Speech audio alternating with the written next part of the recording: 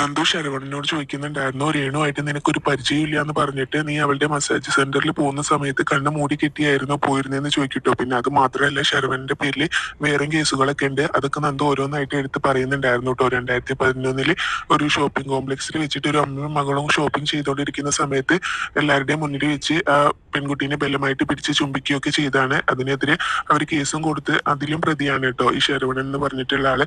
അപ്പോ അതൊക്കെ കോടതിനെ ബോധ്യപ്പെടുത്തി കൊടുക്കുന്നുണ്ടായിരുന്നു നന്ദു. പിന്നെ അത് മാത്രമല്ല, രേണുകയും ശരവണനും തമ്മിൽ ഒരു ബന്ധമില്ല എന്നാണ് കോടതിയിലേക്ക് അവർ രണ്ടുപേരും പറഞ്ഞിട്ടുള്ളത്. അപ്പൊ അവര് നല്ല സുഹൃത്തുക്കളാണെന്നും കോടതിക്ക് ബോധ്യമായിട്ടുണ്ടല്ലോ. പിന്നെ അത് മാത്രമല്ല, നന്ദു പറയുന്നുണ്ടായിരുന്നു, പല കേസുകളും തെളിയുന്നത് ക്യാമറ കണ്ണുകളിലൂടെയാണല്ലോ. അപ്പോൾ ഈ കേസിന് ആസ്പദമായിട്ടുള്ള സംഭവം നടന്ന സ്ഥലത്തും ഇങ്ങനെ CCTV ക്യാമറകളൊക്കെ ഉണ്ടായിരുന്നു. അപ്പൊ അതില് ഇങ്ങനെ അന്ന് നടന്ന കാര്യങ്ങളെല്ലാം പതിഞ്ഞിട്ടുണ്ട് എന്ന് പറഞ്ഞ് മാരാർ വക്കീല് അവിടെ ഒരു പെൻഡ്രൈവും കൂടെ ജഡ്ജിയുടെ കയ്യിലേക്ക് കൊടുക്കുന്നുണ്ടായിരുന്നു കേട്ടോ. അപ്പം അന്ന് എന്താ അവിടെ നടന്നതെന്നുള്ള ഇതെല്ലാം അതിലുണ്ടായിരുന്നു. അപ്പോൾ അതിങ്ങനെ കൊടുത്തിട്ട് മാരാർ വക്കീൽ ഇങ്ങനെ ഓർക്കുന്നുണ്ടായിരുന്നേ. ദേവയാനിയും അതുപോലെ തന്നെ വക്കീലും കൂടെ സംസാരിക്കുന്നതായിട്ടാണ് കേട്ടോ കാണിക്കുന്നത്. അപ്പൊ ദേവയാനിയാണ് ആ പെൻഡ്രൈവ് ഇങ്ങനെ വക്കീലിനെ ഏൽപ്പിച്ചിട്ടുണ്ടായിരുന്നത്. ആൻമരിയേനെയും കൂട്ടി അന്നിങ്ങനെ നൈനയുടെ അതൊക്കെ ഇങ്ങനെ ചാനലിൽ കൊടുത്തിട്ടുണ്ടായിരുന്ന ആ കുട്ടിയുണ്ടല്ലോ, ദേവയാനിയുടെ ഫ്രണ്ടിന്റെ മോള് ആൻമരിയ. അപ്പൊ അവളെയും കൂട്ടി അവിടെയൊക്കെ ചെന്ന് ക്യാമറയൊക്കെ പരിശോധിച്ച് അതിൽ നിന്ന് എടുത്തിട്ടുള്ള ഇതാണ് കേട്ടോ, വിഷ്വൽസ് ആണ് കേട്ടോ. അപ്പൊ അതെന്തായാലും കേസിന് ഉപകരിക്കും എന്ന് പറഞ്ഞിട്ടാണ് ദേവയാനി അത് ഇങ്ങനെ മാരാർ വക്കീലിനെ ഏൽപ്പിക്കുന്നത്. അപ്പൊ അതുകൊണ്ട് തന്നെ ദേവയാനിക്കും നന്ദു ഇങ്ങനെ കേസ് ജയിക്കും എന്നുള്ള കാര്യം ഉറപ്പ് തന്നെയായിരുന്നു കേട്ടോ. അപ്പൊ ആ ഒരു വിശ്വാസത്തിലാണ് ഞാൻ ഇവിടുന്ന് തിരിച്ചു പോകുന്നതെന്നൊക്കെ വക്കീലിനോട് പറയുന്ന സമയത്ത് വക്കീൽ ചോദിക്കുന്നുണ്ടായിരുന്നു, ദേവയാനി എന്താ ഇങ്ങനെ ഒളിഞ്ഞിരുന്ന് ഈ കാര്യങ്ങളെല്ലാം ചെയ്യുന്നത്, ദേവയാനിക്ക് പുറത്തു വന്നൂടെ എന്നൊക്കെ ചോദിക്കുമ്പോൾ അതിനുള്ള സമയമായിട്ടില്ല, അതിന് സമയമാകുമ്പോൾ ഞാൻ അങ്കിളിനെ അറിയിക്കാന്ന് പറഞ്ഞ ദേവയാനി നന്ദു കേസ് ജയിക്കും എന്നുള്ള വിശ്വാസത്തിൽ തന്നെയാണ് കേട്ടോ അവിടുന്ന് പോരുന്നത്. അപ്പോ നന്ദു തെറ്റൊന്നും ചെയ്യില്ല എന്നുള്ള ഒരു ഉറപ്പും കൂടി ദേവയാനിക്കുണ്ട്. അതൊക്കെ പറഞ്ഞ് സംസാരിച്ചിട്ടാണ് കേട്ടോ അവര് പിരിയുന്നത്.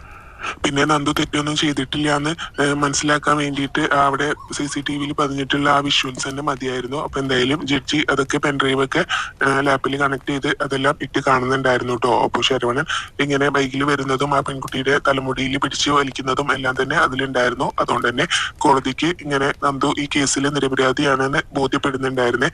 അപ്പൊ നന്ദു ആണെങ്കിലും നന്ദുവിന്റെ കാര്യങ്ങൾ പറയുന്നുണ്ടായിരുന്നു.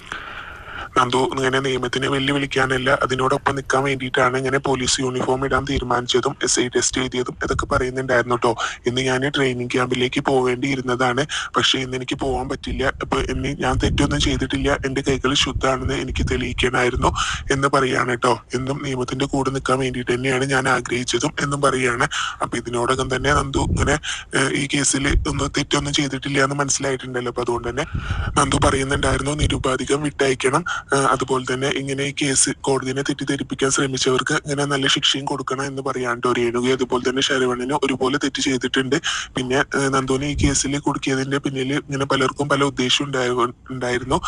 ഞാനിങ്ങനെ SI ആവുന്നത് തടയാനും കൂടെ വേണ്ടിയിട്ടാണ് ഇതിന്റെ പിന്നിൽ ആരോ കളിച്ചത് എന്നൊക്കെ പറയുന്നുണ്ടായിരുന്നു കേട്ടോ. അപ്പൊ നന്ദു ആണെങ്കിലും എന്തായാലും നന്ദുവിന്റെ കേസ് വാദിച്ച് കേസ് ജയിക്കുകയും ചെയ്യുന്നുണ്ട്. അപ്പോ ജഡ്ജി ആണെങ്കിലും SIനെ ഒരുപാട് വഴക്ക് പറയുന്നുണ്ടായിരുന്നു കേട്ടോ. താനും ഇങ്ങനെ ഒരു പോലീസ് യൂണിഫോം ഇട്ട് തനിക്ക് കുറച്ചുകൂടെ ഉത്തരവാദിത്വം വേണ്ടേ, അതുപോലെ തന്നെ ഇങ്ങനെ ആ സംഭവം നടന്ന സ്ഥലത്ത് ക്യാമറ ഉണ്ട് എന്ന് പല സ്ഥലത്തും ക്യാമറ ഉള്ളതാണല്ലോ, അവിടെ പോയി അതൊക്കെ അന്വേഷിച്ച് ഇതാക്കാനുള്ള ഇതുപോലും നീ കാണിച്ചില്ലല്ലോ എന്നൊക്കെ പറഞ്ഞ SIനെ കുറെ വഴക്ക് പറയുന്നുണ്ടായിരുന്നു കേട്ടോ. അപ്പൊ മാരാർ വക്കീലും പറയുന്നുണ്ടായിരുന്നു SIക്ക് ഇതിലെന്തോ ഒരു ഇതുണ്ടായിരുന്നു എന്ന് പറയുന്നുണ്ടായിരുന്നു കേട്ടോ. അപ്പൊ ഒരു ദേഷ്യവും ഇതൊക്കെ തന്നെ തുടക്കത്തിലുണ്ടല്ലോ, അയാളെ തല്ലി ചതച്ചുകൊണ്ട്. അപ്പൊ അത് പറയുന്നുണ്ടായിരുന്നു. അപ്പൊ എന്തായാലും നന്ദുവിനോട് പറയുന്നുണ്ടായിരുന്നു, ഇനിയും തെറ്റ് കണ്ടാൽ പ്രതികരിക്കണം, ഇതുപോലെ തന്നെ വേണം, ഇനി ഇങ്ങനെ SI ആയിട്ടുണ്ടെങ്കിലും ഇയാളെ പോലെ ഒരു SI ആവരുത്, തെറ്റ് കണ്ടാൽ പ്രതികരിക്കണം എന്ന് പറഞ്ഞിട്ട് തന്നെയാണ് കേട്ടോ ജഡ്ജി നന്ദുവിനെ എന്തായാലും ഇനിയിപ്പോ ഇതിലിങ്ങനെ പ്രത്യേകിച്ച് ഇങ്ങനെ കേസ് പറയാനും വിധി പറയാനും ഒന്നുമില്ല. എന്തായാലും നന്ദന എന്ന പെൺകുട്ടി ഇങ്ങനെ തെറ്റൊന്നും ചെയ്തിട്ടില്ല എന്ന് കോടതിക്ക് ബോധ്യമായതുകൊണ്ട് തന്നെ ഈ കേസ് ഇങ്ങനെ വിജയിച്ചതായിട്ടും അതുപോലെ തന്നെ നന്ദുവിനെ വെറുതെ വിട്ടതായിട്ടും അറിയിക്കുന്നുണ്ട്. അതുപോലെ തന്നെ ഇപ്പൊ നടന്ന കേസിന്റെ അന്വേഷണം ഒന്നും കൂടെ വേറെ ഒരു സംഘത്തിനെ ഏൽപ്പിച്ച് നടത്തണമെന്നും കൂടെ പറയുന്നുണ്ടായിരുന്നു കേട്ടോ. അപ്പൊ ആ SI ആണെങ്കിലും ഇങ്ങനെ ജഡ്ജി വഴക്ക് പറയുന്ന സമയത്തും തലയും താഴ്ത്തി ഇങ്ങനെ നിൽക്കാനായിട്ട്. അപ്പൊ വേണുവിനൊക്കെ ഇത് കേൾക്കുമ്പോൾ ഒരു അടി കിട്ടിയ പോലെയായി. അതുപോലെ തന്നെ ഇങ്ങനെ വിധി പറയുന്ന സമയത്ത് രേണുകയും ശരവണനൊക്കെ അവിടുന്ന് ഇങ്ങനെ പോകാനായിട്ട് തുടങ്ങുമ്പോൾ അവരോട് പോകരുത്, അവിടെ തന്നെ നിൽക്കാനായിട്ട് പറയുന്നുണ്ടായിരുന്നു കേട്ടോ. പിന്നീട് എന്തായാലും നന്ദു കേസ് വാദിച്ച് ജയിച്ചു. അതിന്റെ ഒരു സന്തോഷത്തിലാണ് അവരെല്ലാരും പുറത്തേക്ക് വരുന്നത്. നന്ദു കേസ് വാദിക്കുന്നത് കണ്ടിട്ട് തന്നെ നൈനയ്ക്കും അതുപോലെ തന്നെ നവിക്കൊക്കെ ഭയങ്കര സന്തോഷമായിട്ടുണ്ടായിരുന്നു. അപ്പൊ നവിയാണെങ്കിലും അത് നന്ദുവിനോട് പറയുന്നുണ്ടായിരുന്നു കേട്ടോ, ഇതൊക്കെ പഠിച്ചു വെച്ചിരിക്കുകയായിരുന്നല്ലേ എന്നൊക്കെ ഇങ്ങനെ പറയും. അപ്പൊ മാരാർ വക്കീൽ സഹായിച്ചതാണെന്ന് നന്ദും പറയാണ്ട്. അപ്പോഴേക്കും മാരാർ വക്കീൽ എവിടേക്ക് വരുന്നുണ്ടായിരുന്നു. അപ്പോ വക്കീലിനോട് നന്ദി നന്ദിയൊക്കെ പറയാണ് കേട്ടോ. അപ്പൊ എന്തായാലും നന്ദുവിനെ കുറിച്ച് എന്തായാലും മാരാർ വക്കീൽ ഇങ്ങനെ മനസ്സിലാക്കിയിട്ടുണ്ടായിരുന്നു, ഇതൊരു തീപ്പൊരി തന്നെയാണ്, അതുകൊണ്ട് തന്നെയാണ് ഞാൻ നന്ദുവിന്റെ കൂടെ നിന്നതും എന്നൊക്കെ ഇങ്ങനെ പറഞ്ഞു കൊടുത്ത കാര്യങ്ങളൊക്കെ പറയാണ് കേട്ടോ. അപ്പൊ നന്ദുവിനെ കുറിച്ച് പറയുമ്പോൾ നവിക്കാണെങ്കിലും ഭയങ്കര സന്തോഷമാവുന്നുണ്ട്. പിന്നെ വക്കീലിനോട് ഫീസിന്റെ കാര്യമൊക്കെ ചോദിക്കുമ്പോൾ ഫീസൊന്നും വേണ്ടെന്നൊക്കെയാണ് കേട്ടോ പറയുന്നത്. അപ്പോൾ അങ്ങനെ അവർ തമ്മിൽ ഒരു പരിചയം ഇല്ലല്ലോ എന്നൊക്കെ ചോദിക്കുന്ന സമയത്ത് ഇപ്പോൾ നമ്മൾ തമ്മിൽ നല്ല പരിചയമായി, ഇനിയിപ്പോൾ നിങ്ങൾക്ക് എന്ത് കേസ് ഉണ്ടെങ്കിലും എന്നെ വിളിച്ചുകൊണ്ടു, അതിനെന്തായാലും ഞാൻ ഫീസൊന്നും വാങ്ങിക്കില്ല എന്നൊക്കെ പറയാണ് കേട്ടോ. പിന്നെ എന്തായാലും വക്കീൽ അവിടെ നിന്ന് പോവാണ്. അപ്പോഴേക്കും അവരും പോവാന്ന് പറയുന്ന സമയത്താണെങ്കിൽ നന്ദു പറയുന്നുണ്ടായിരുന്നു അങ്ങനെ അങ്ങ് പോവാൻ വരട്ടെ, കാണേണ്ടവരെയൊക്കെ ഒന്ന് കാണണം എന്നൊക്കെ ഇങ്ങനെ പറയുന്നുണ്ടായിരുന്നേ. അപ്പോൾ പറഞ്ഞിട്ട് ഇങ്ങനെ തിരിയുന്ന സമയത്താണെങ്കിലും അവര് വീണു അങ്ങോട്ട് വന്നിട്ട് ഇങ്ങനെ ചിരിച്ചുകൊണ്ട് വരുന്നുണ്ടായിരുന്നു കേട്ടോ. എന്തായാലും നമ്മുടെ രണ്ട് കുടുംബക്കാർക്ക് അല്ലെങ്കിലും ഇങ്ങനെ മൂർത്തി സാറിനും അതുപോലെ തന്നെ അനന്തപുരിയിലും ഇങ്ങനെ വലിയൊരു നാണക്കേട് ഒഴിവായല്ലോ എന്നൊക്കെ പറഞ്ഞിട്ടാണ് കേട്ടോ വേണു വരുന്നത്. അപ്പൊ നന്ദു ആണെങ്കിലും വേണുവിനോട് നല്ലോണം പറഞ്ഞു കൊടുക്കുന്നുണ്ടായിരുന്നു, ഇങ്ങനെ പെൺകുട്ടീനെ പോലീസ് ജീപ്പിൽ കയറ്റി കൊണ്ടുപോകുമ്പോൾ എന്നും അതിങ്ങനെ ആളുകളുടെ ഇടയിൽ അതിങ്ങനെ ഇപ്പൊ അവളെ തെറ്റ് ചെയ്തിട്ടില്ല എന്ന് പറഞ്ഞ് വിട്ടയച്ചാലും അതെന്നും അവരുടെ മനസ്സിലുണ്ടാവും എന്നൊക്കെ പറഞ്ഞിട്ട് വേണുവിനെ അങ്ങ് ഇതാക്കുന്നുണ്ടായിരുന്നു കേട്ടോ. അപ്പോ അത് പറഞ്ഞിട്ട് ദേഷ്യത്തിൽ തന്നെയാണ് നന്ദു പറയുന്നത്. അപ്പൊ എന്തായാലും ഇങ്ങനെ എനിക്ക് ഇവരുമായിട്ട് ഒരു ബന്ധമില്ല, ഞാൻ ഇങ്ങനെ ഇവരെ അറിയ പോലും ഇല്ല എന്നൊക്കെ പറയുന്നുണ്ടായിരുന്നു ശരവണനും രേണുക ആ സമയത്ത് അവിടേക്ക് വരുന്ന സമയത്ത് കേട്ടോ. അപ്പൊ ഇതാ ഇനിയിപ്പോ എന്തായാലും അവരെ ശിക്ഷിക്കാൻ പോവല്ലേ എന്നൊക്കെ പറഞ്ഞിട്ട് അങ്ങ് പറയാനുണ്ട്. അപ്പൊ നവ്യാണെങ്കിലും നല്ലോണം പറഞ്ഞു കൊടുക്കുന്നുണ്ടായിരുന്നു, ഇതിന്റെ പിന്നിൽ കളിച്ചത് ആരാന്നൊക്കെ ഞങ്ങൾക്ക് നന്നായിട്ട് അറിയാം എന്നൊക്കെ പറഞ്ഞിട്ട് പറയുന്ന സമയത്താണ് കേട്ടോ വേണു പറയുന്നത് എനിക്ക് ഇതിലൊരു പങ്കുമില്ല, എനിക്ക് ഇവരെ അറിയ പോലും ഇല്ല എന്നൊക്കെ പറയുന്നത്. അപ്പോ രേണുക അതുപോലെ തന്നെ ശരവണനും അങ്ങോട്ട് വരുമ്പോ പെട്ടെന്ന് തന്നെ വേണു അവിടുന്ന് അങ്ങ് പോവുകയും ചെയ്യാണ്. പിന്നീട് നന്ദു ശരവണനോട് പറയുന്നുണ്ടായിരുന്നു, ഞാൻ എന്തെങ്കിലും തെറ്റ് ചെയ്തിട്ടുണ്ടെങ്കിലും തെറ്റിനെതിരെ പ്രതികരിച്ചിട്ടുണ്ടെങ്കിലും അതിങ്ങനെ മറ്റുള്ളവരെ ബോധ്യപ്പെടുത്തി കൊടുക്കാനും അതിൽ നിന്ന് ഊരിപ്പോരാനും എനിക്ക് നന്നായിട്ട് അറിയാം എന്ന് പറയാണ് കേട്ടോ. എന്നിട്ട് രേണുവിനോടും പറയുന്നുണ്ടായിരുന്നു, ഒരാൾ മസാജ് സെന്റർ പൂട്ടിയപ്പോൾ ഇങ്ങനെ കൂട്ടത്തിലുള്ളവരെ തന്നെ കുരുതി കൊടുക്കാൻ ഇറങ്ങിയിരിക്കുകയാണ് എന്നൊക്കെ പറയും. പിന്നെ നൈനിയാണെങ്കിലും പറയുന്നുണ്ടായിരുന്നു, ഇനിയിപ്പോ ഞങ്ങളുടെ മോള് SI ആയിട്ടാണ് വരാൻ പോകുന്നത്, ഈ സ്റ്റേഷനിൽ തന്നെയാണ് അവള് ചാർജ് എടുക്കുന്നതെന്നുണ്ടെങ്കിൽ നിനക്കൊന്നും ഒരു രക്ഷയില്ല എന്ന് പറയട്ടോ, ഈ നാടിനെ വിട്ടു പോവേണ്ടി വരും എന്നൊക്കെ നൈന ഭയങ്കര ദേഷ്യത്തിൽ പറയുന്നുണ്ടായിരുന്നു. അപ്പൊ എന്തായാലും ഇതിന്റെ പിന്നിൽ കളിച്ചത് ആരാന്നൊക്കെ ഞങ്ങളും കണ്ടുപിടിച്ചോളാം.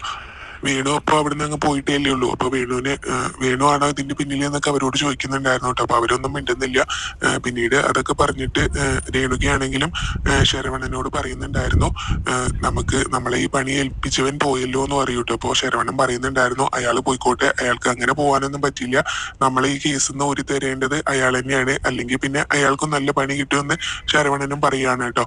അപ്പൊ എന്തായാലും പിന്നീട് നയനിയും നവീൻ നന്ദു ഒക്കെ കൂടെ വീട്ടിലേക്ക് വരികയാണ്. അപ്പൊ ഗോവിന്ദനും കനകയൊക്കെ ആണെങ്കിലും ആകെ വിഷമിച്ച് ഇങ്ങനെ ഇരിക്കുന്നുണ്ടായിരുന്നേ.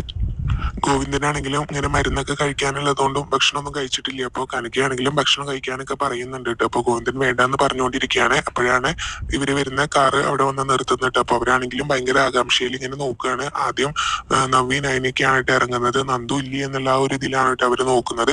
അപ്പോഴേക്കും നന്ദും ഇറങ്ങി വരുന്നത് കാണുമ്പോൾ തന്നെ കനകയ്ക്ക് ഭയങ്കര സന്തോഷമാവുന്നുണ്ട്. കനകയാണെങ്കിലും ഓടി വന്ന് നന്ദുവിനെ കെട്ടിപ്പിടിക്കുകയൊക്കെ ചെയ്യാണ് കേട്ടോ. പിന്നീട് കോടതിയിൽ നടന്ന കാര്യങ്ങളൊക്കെ അവര് പറയുന്നുണ്ടായിരുന്നു. ഗോവിന്ദനാണെങ്കിലും ഇങ്ങനെ ആദർശ് ഇന്നലെ ഇങ്ങനെ ഓരോന്ന് പറഞ്ഞപ്പോ ഇങ്ങനെ വലിയതൊന്നും എനിക്കുണ്ടായിരുന്നില്ല, എന്തായാലും മോൾക്ക് വേണ്ടി വന്ന വക്കീല് നല്ല മിടുക്കനായിരുന്നു അല്ലേ എന്നൊക്കെ ചോദിക്കുമ്പോ നൈനിയും നവി ഇങ്ങനെ പറയുന്നുണ്ടായിരുന്നു, നന്ദുവിന്റെ കേസ് നന്ദു തന്നെയാണ് ബാധിച്ചത് എന്ന് പറയൂട്ടോ. അപ്പൊ അവർക്കാണെങ്കിലും അത് ഇങ്ങനെ വിശ്വസിക്കാൻ പറ്റുന്നില്ല. അപ്പൊ ഇങ്ങനെ ഈ കേൾക്കുന്നത് സത്യം തന്നെയാണോ എന്നൊക്കെ ചോദിച്ചിട്ട് ഇങ്ങനെ കനകയാണെങ്കിലും ഭയങ്കര സന്തോഷത്തിൽ ചോദിക്കുകയാണ് കേട്ടോ. അപ്പൊ അതെ, അവൾ തന്നെയാണ് അവളുടെ കേസ് വാദിച്ച് ജയിച്ചത് എന്ന് പറയൂട്ടോ. അപ്പൊ ഞങ്ങൾക്ക് പോലും അറിയില്ലായിരുന്നു, ഞങ്ങളോടൊന്നും ഇവള് പറഞ്ഞിട്ടില്ലായിരുന്നു എന്ന് പറയൂട്ടോ. അപ്പൊ മാരാർ വക്കീലിനോട് പറഞ്ഞിട്ട് നന്ദു തന്നെയാണ് പറഞ്ഞത്, നന്ദുവിന്റെ കേസ് വാദിച്ചോളാന്ന്. അപ്പൊ ആ കാര്യങ്ങളൊക്കെ നന്ദു തുറന്നു പറയാണ് കേട്ടോ. പിന്നെ എന്തായാലും അവർക്ക് ഭയങ്കര സന്തോഷമായിട്ടുണ്ട്. ഇനിയിപ്പോ എന്തായാലും കേസ് എന്തായാലും ഊരി പോകുന്നല്ലോ. അപ്പോൾ ട്രെയിനിങ്ങിന് പോകാൻ പറ്റിയില്ലെങ്കിലും ഇനിയിപ്പോ അടുത്ത ക്യാമ്പ് വരുമ്പോ പോവാന്നൊക്കെ പറയാണ്. എന്തായാലും നമുക്ക് ഇനിയിപ്പോ എന്തായാലും ഒരുമിച്ചിരുന്ന് ഭക്ഷണമൊക്കെ കഴിക്കാം, ഇതുവരെ ഒന്നും കഴിച്ചിട്ടില്ലല്ലോ ആരും, അതൊക്കെ പറയുന്നുണ്ടായിരുന്നു കേട്ടോ. അപ്പൊ കനകയാണെങ്കിലും ഭക്ഷണമൊന്നും ഉണ്ടാക്കിയിട്ടില്ല, അമ്മ വേഗം എന്തെങ്കിലുമൊക്കെ ഉണ്ടാക്കാന്ന് പറയാൻ കേട്ടോ. അപ്പൊ നവിയുടെ വയറ്റിലെ ഒരു കുഞ്ഞിന്റെ കാര്യം പോലും കനക മറന്നിട്ടുണ്ടായിരുന്നു. അപ്പൊ അത് പറയുന്നുണ്ടായിരുന്നു കേട്ടോ. അപ്പൊ നൈനിയെ കുറിച്ച് നൈനിയാണെങ്കിലും പറയാണ്, ഇവിടെ ഒരാളുടെ വയറ്റിൽ വേറൊരാളും കൂടി ഉണ്ടല്ലോ എന്നൊക്കെ പറയുമ്പോ അതങ്ങ് മറന്നുപോയി, അമ്മ എന്തെങ്കിലും പെട്ടെന്ന് ഉണ്ടാക്കാന്ന് പറയുമ്പോ നന്ദു ചോദിക്കുന്നുണ്ടായിരുന്നു, അപ്പൊ അമ്മ ഇതുവരെ ഒന്നും ഉണ്ടാക്കിയില്ലേ എന്ന് ചോദിക്കൂട്ടോ. അമ്മയ്ക്ക് അതിന് ഇങ്ങനെ ഒരുപാട് സമയമൊന്നും വേണ്ടല്ലോ ഒന്നും ഉണ്ടാക്കാനേ, ഇവിടെ ദോശമാവ് ഇരിപ്പുണ്ട്, അതൊക്കെ കോരി ഒഴിച്ചാല് കഴിക്കാലോ എന്നൊക്കെ പറഞ്ഞിട്ട് എന്തായാലും എല്ലാരും കൂടെ ഭയങ്കര സന്തോഷത്തിൽ അകത്തേക്ക് അങ്ങ് പോവാണ് കേട്ടോ. അപ്പൊ അകത്തേക്ക് പോവാനായിട്ട് തുടങ്ങുന്ന സമയത്ത് നന്ദുവിനോടാണെങ്കിലും ഇങ്ങനെ ഗോവിന്ദൻ പറയുന്നുണ്ടായിരുന്നു, മോളിനി ഇങ്ങനത്തെ സംഭവങ്ങളൊന്നും കണ്ടാലേ എടുത്ത് ചാടരുത് എന്നൊക്കെ പറഞ്ഞ് നന്ദുവിന് കുറെ ഉപദേശമൊക്കെ കൊടുക്കുന്നുണ്ടായിരുന്നേ. പിന്നെ അനാമികയാണെങ്കിലും വേണുവിനെ ഇങ്ങനെ വിളിച്ചുകൊണ്ടിരിക്കുകയാണ് കേട്ടോ. അപ്പോൾ വേണു ആണെങ്കിലും ഇങ്ങനെ കോള് എടുക്കുന്നില്ല. അപ്പൊ അതിന്റെ ഒരു ദേഷ്യമാണ് കേട്ടോ. അപ്പോൾ അതുപോലെ തന്നെ രേവതി പറയുന്നുണ്ടായിരുന്നു അച്ഛൻ അവിടെ നടന്ന സംഭവങ്ങളൊക്കെ നേരിട്ട് വന്ന് പറയാനായിരിക്കും, അതുകൊണ്ടായിരിക്കും ഫോൺ എടുക്കാത്തതെന്ന് പറയും.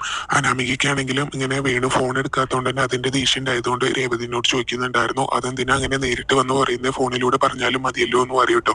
അപ്പൊ എന്തായാലും വേണുവിട്ടും പറഞ്ഞ പോലെ തന്നെ കാര്യങ്ങളൊക്കെ സംഭവിക്കും. ഇത് അച്ഛന്റെ അമ്മയുടെ ഒരു മധുര പ്രതികാരമാണെന്ന് തന്നെ കൂട്ടിക്കോട്ടെ. എന്തായാലും അന്ന് ഇങ്ങനെ രാത്രി ഹെൽമെറ്റും വെച്ച് വന്നത് അവൾ തന്നെയാണ്, അവളും അവളുടെ കൂട്ടുകാരും തന്നെയാണ്. അതിന്റെ ഒരു ചെറിയൊരു തിരിച്ചടിയാണ്, ഇതൊരു തുടക്കമായിരിക്കണം എന്നൊക്കെ ആ സമയത്ത് അനാമിക്കും പറയാണ് കേട്ടോ. അപ്പൊ എന്തായാലും മോളിപ്പോ ഇനി അവള് കേസ് ഇങ്ങനെ തോറ്റിട്ടുണ്ടെങ്കിലും അവളുടെ ചേച്ചിമാരുടെ മുന്നിൽ ചെന്ന് നിന്ന് ഇങ്ങനെ സന്തോഷിക്കാനൊന്നും നിൽക്കരുത് എന്ന് പറയട്ടെ. അപ്പോ പിന്നീട് ഇനിയിപ്പോ നവ്യാണെങ്കിൽ അവിടെ ഇങ്ങനെ ഒരു വിളഞ്ഞ വിത്താണ്, അവളെയും കൂടെ എന്തെങ്കിലും ചെയ്യണം എന്നൊക്കെയാണ് കേട്ടോ അനാമിക പറഞ്ഞുകൊണ്ടിരിക്കുന്നത്. അപ്പൊ അവള് ഓരോന്ന് ചെയ്യുന്നതും സൂക്ഷിച്ചു വേണം. അവൾ എന്തായാലും മനസ്സിലാക്കി കഴിഞ്ഞിട്ടുണ്ട് ഇങ്ങനെ അനിയുടെ വല്യമ്മേനെ ഇങ്ങനെ നമ്മൾ അറിഞ്ഞുകൊണ്ടല്ലെങ്കിലും ഇങ്ങനെ നമ്മൾ ഇങ്ങനെ പല വിഷം ചേർത്തുകൊണ്ട് തന്നെയാണല്ലോ അവര് ഹോസ്പിറ്റലായത്. അതൊക്കെ അവൾ അങ്ങ് വിളിച്ചു പറഞ്ഞിട്ടുണ്ടെങ്കിൽ നമ്മുടെ കാര്യം കുഴപ്പത്തിലാവും. അതുകൊണ്ട് ഇങ്ങനെ മോളിങ്ങനെ അവളെ കണ്ടിട്ടുണ്ടെങ്കിൽ സന്തോഷിക്കാനൊന്നും നിൽക്കരുത് എന്നൊക്കെ പറയട്ടെ. അപ്പോൾ എന്തായാലും എനിക്ക് അവളുമാരെ കാണുമ്പോൾ എന്തായാലും ഇങ്ങനെ സന്തോഷം വരും, ചിരിക്കാനൊക്കെ തോന്നും എന്നൊക്കെ ഞാൻ അനാമിക പറയാണ്ട്. അപ്പൊ അതൊക്കെ സൂക്ഷിച്ചു വേണം എന്നൊക്കെ രേവതി പറഞ്ഞു കൊടുക്കുകയാണ്. അപ്പൊ എന്തായാലും നന്ദു കേസ് ഇങ്ങനെ തോറ്റിട്ടുണ്ടാവും എന്നുള്ള ആ ഒരു സന്തോഷത്തിലാണ് കേട്ടോ രണ്ടുപേരും ഇങ്ങനെ നിൽക്കുന്നത്. വേണുവാണെങ്കിൽ ഫോൺ എടുക്കാത്തതുകൊണ്ട് അതൊന്നും അറിയാനും പറ്റുന്നില്ല. പിന്നീട് ഗോവിന്ദനും നയനിയും നവി എല്ലാരും കൂടെ ഭക്ഷണം കഴിക്കാനിരിക്കുകയാണ് കേട്ടോ. അപ്പൊ നന്ദുവിന് ഇങ്ങനെ നവി കഴിക്കാനായിട്ട് തുടങ്ങുന്ന സമയത്ത് ഇങ്ങനെ ആദ്യം ഇളയ മോൾക്ക് എന്നൊക്കെ പറഞ്ഞിട്ട് നന്ദുവിന് വായിൽ വെച്ച് കൊടുക്കാണ് കേട്ടോ. പിന്നെ കനകയാണെങ്കിലും ഇങ്ങനെ നന്ദുവിന് ഇങ്ങനെ വാരി കൊടുക്കുകയൊക്കെ ചെയ്യുന്നുണ്ടായിരുന്നു. ഈ സമയത്ത് നവ്യ പറയുന്നുണ്ടായിരുന്നു അവിടെ പോയിട്ട് ഇങ്ങനെ നന്ദു കേസ് തോറ്റതും ഇങ്ങനെ അറിയാനായിട്ട് കാത്തിരിക്കുന്നുണ്ടാവും എന്നൊക്കെ പറയാനുണ്ട്. അപ്പൊ നയന് പറയുന്നുണ്ടായിരുന്നു അവള് മാത്രല്ല ആനന്ദപുരിയിൽ ഇങ്ങനെ മറ്റു ചിലരും കൂടെ ഇതൊക്കെ അറിയാൻ വേണ്ടി കാത്തിരിക്കുകയായിരിക്കും എന്ന് പറയുമ്പോൾ കനക ചോദിക്കുന്നുണ്ടായിരുന്നു അപ്പോൾ ഇതിനോടകം തന്നെ അവരെല്ലാം അറിഞ്ഞിട്ടുണ്ടാവില്ല ഇപ്പൊ എന്ന് പറയട്ടെ. അപ്പോൾ അവര് പ്രതീക്ഷിച്ച് കാണില്ല കേസ് ഇത്രയും പെട്ടെന്ന് തീരുന്ന, ഇങ്ങനെ കോടതി പിരിയേണ്ട സമയമൊന്നും ആയിട്ടില്ലല്ലോ, ഇത് പെട്ടെന്ന് തീർന്നതല്ലേ എന്ന് പറയട്ടെ. അപ്പൊ എന്തായാലും പിന്നീട് ഇങ്ങനെ നന്ദു തന്നെയാണല്ലോ കേസ് വാദിച്ചത്. അപ്പൊ അതുകൊണ്ട് തന്നെ ഗോവിന്ദൻ പറയുന്നുണ്ടായിരുന്നു മോൾ ആദ്യം ഇങ്ങനെ വക്കീലാവാനല്ലേ ആഗ്രഹിച്ചത്, അതുകൊണ്ടായിരിക്കും മോൾക്ക് നന്നായിട്ട് ഇങ്ങനെ കേസൊക്കെ വാദിക്കാൻ പറ്റിയത്. മോള് വക്കീൽ തന്നെ ആയാൽ മതിയായിരുന്നു, അതായിരുന്നു നന്നായിരുന്നത്. ഇതുപോലെ SC ആയിട്ടുണ്ടെങ്കിൽ മോൾക്ക് എന്നും ഇതുപോലെയുള്ള ഓരോ പ്രശ്നങ്ങളൊക്കെ ആയിരിക്കും എന്നൊക്കെ ഇങ്ങനെ നന്ദുവിനോട് പറയാനുണ്ട്. അപ്പൊ നന്ദു ആണെങ്കിലും ആ സമയത്ത് ഇങ്ങനെ ഗോവിന്ദന്റെ മുഖത്തേക്ക് നോക്കുന്നിടത്താണ് കേട്ടോ ഇന്നത്തെ എപ്പിസോഡ് ഇങ്ങനെ അവസാനിച്ചിട്ടുള്ളത്. പിന്നെ അതിന് മുന്നേ ഗോവിന്ദൻ പറയുന്നുണ്ടായിരുന്നു ഇന്നിപ്പോ ഇങ്ങനെ മോൾക്ക് ട്രെയിനിങ് ക്യാമ്പിലേക്ക് പോകാൻ പറ്റിയില്ലെങ്കിലും ഇങ്ങനെ ചേച്ചിമാരോടൊപ്പം ഇരുന്ന് ഭക്ഷണം കഴിക്കാനൊക്കെ മോള് ഒരുപാട് ആഗ്രഹിച്ചതല്ലേ, ആ ആഗ്രഹം